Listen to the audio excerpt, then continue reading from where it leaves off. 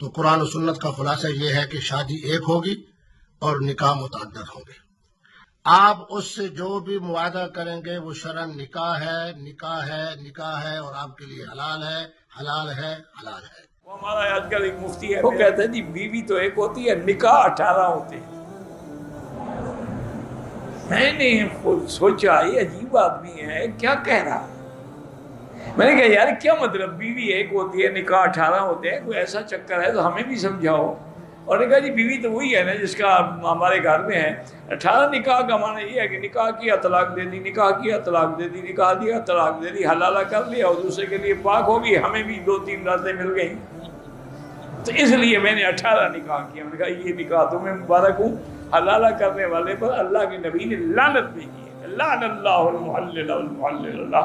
2 آدمی، 2 دولہا دلہن، 2 گواہوں کے سامنے ایجاب قبول کیا، نکاح تو ہو جاتا ہے، لیکن انہوں نے چھپ کے کیوں کیا؟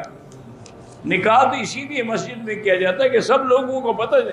یہ جو 2 گواہ بٹھا کے کیا معلوم ہے کہ نہ باپ راضی تھا یا ولی نہیں تھا یا کوئی چکر تھا، یہ نکاح نہیں ہوا۔ کسی مفتی سے جا کے فتویٰ لو، 2 گواہوں کو بٹھا کے کیوں نکاح کر رہے ہو؟